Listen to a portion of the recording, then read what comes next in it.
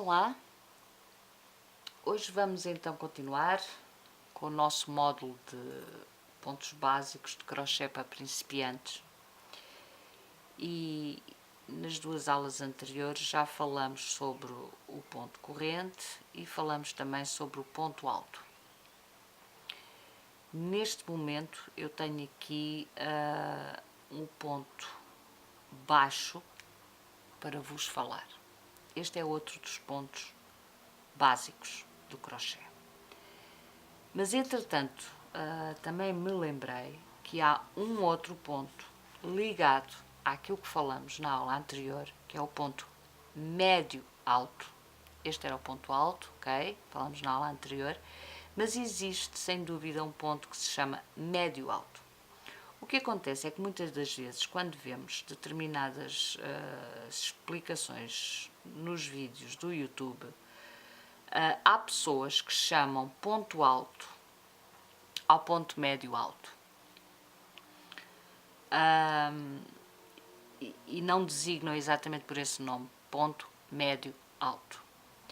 Eu vou exemplificar hoje, portanto, esta aula tem o objetivo de falar sobre o ponto baixo, mas eu rapidamente, porque se vocês fizeram o ponto alto, vão perceber rapidamente o que é o ponto médio alto.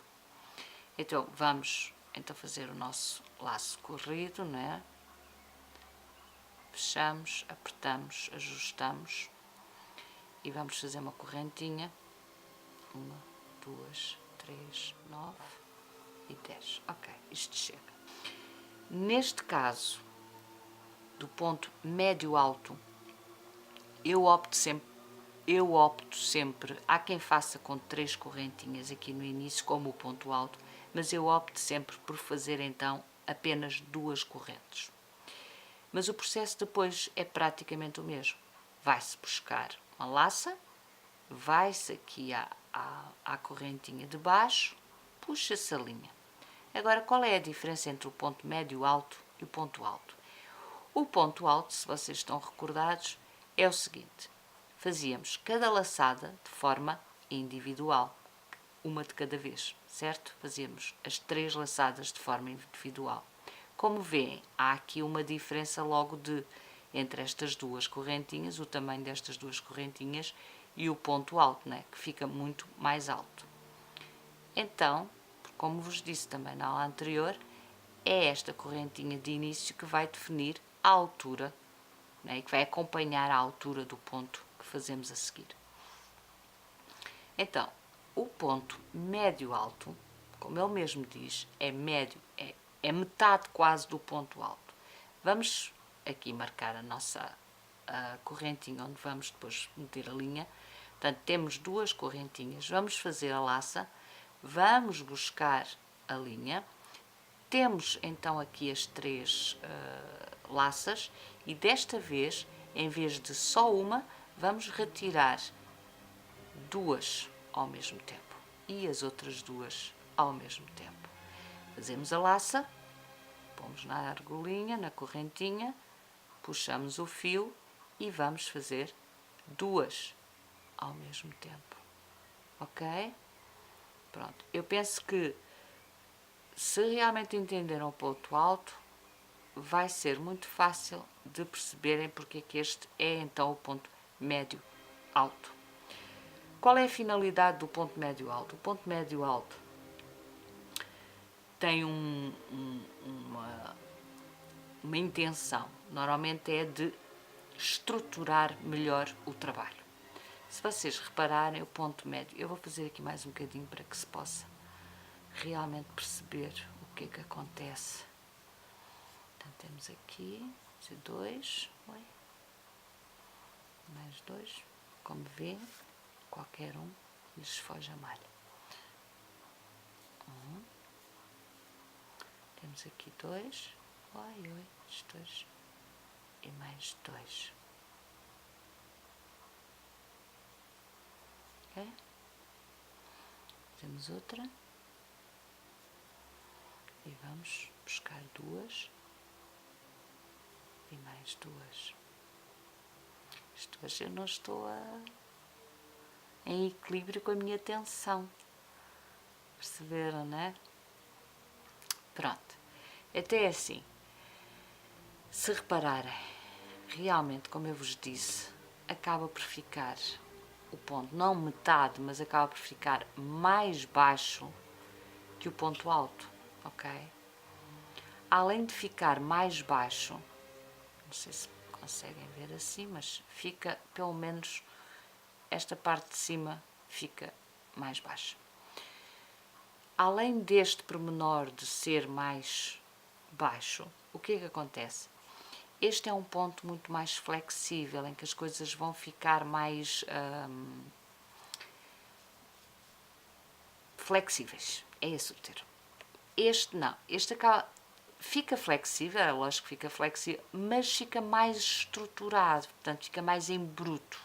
É uma coisa que é um ponto que se pode usar para trabalhos mais resistentes. Por exemplo, se eu vou fazer um tapete, usa-se bastante o ponto médio-alto. Primeiro, para não ser um ponto muito pequenino, ganhar algum terreno na altura, não é? Gastar-se menos linha também, porque já me dá alguma altura, mas dá-me outra resistência no próprio ponto, ok? Este não, este é menos resistente, ele abre mais. Portanto, a diferença entre os pontos alto e médio-alto é exatamente esta, ok? Então agora vamos àquilo que realmente tínhamos programado para hoje. Eu vou desmanchar isto aqui. Vamos ficar com a corrente.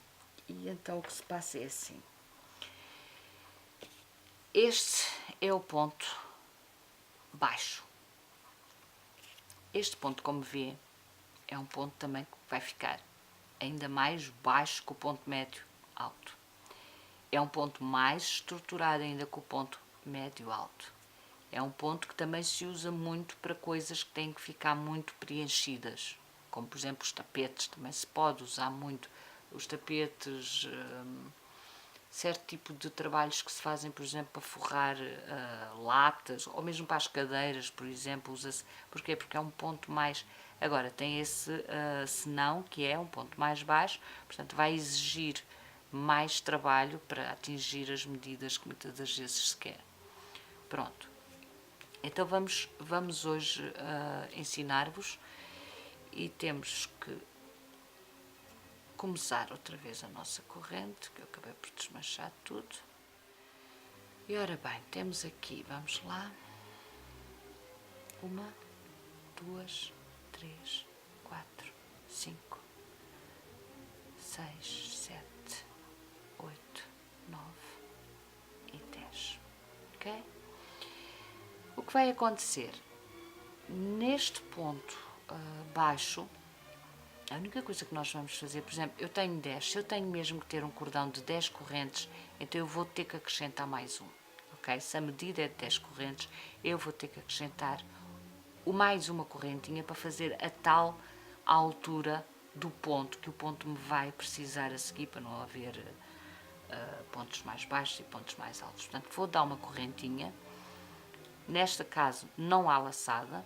O que há é, vou diretamente à corrente anterior e vou buscar a linha. Fico com 2 laçadas na agulha. Fecho-as de uma vez só, ok? Isto é o ponto baixo. Faço isto, vou buscar e fiz o ponto baixo. Vou outra vez e fiz um ponto baixo, ok? Isto é realmente aquilo que se designa por ponto baixo. De outra vez é muito simples, vai abaixo e fecha as 2 laças, ok? É muito simples.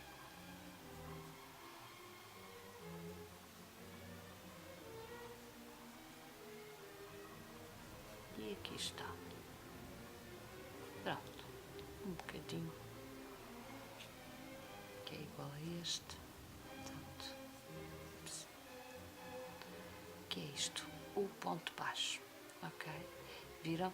Quando se tem praticamente todos os pontos acabam por sair com a mesma tensão, com a mesma altura, portanto não há diferenças, não há pontos mais apertados, não há pontos mais largos. Isto tem a ver com aquela nossa primeira aula em que falamos exatamente sobre a importância de praticar a tensão que se dá ao trabalho, certo? Pronto, então por hoje ficamos por aqui. Na próxima aula estamos a programar falar-vos sobre o ponto baixíssimo, ok? E iremos provavelmente dar-vos alguns exemplos de onde e como muitas vezes há necessidade de aplicar o tal ponto baixíssimo. Pronto, então até à próxima. Adeus.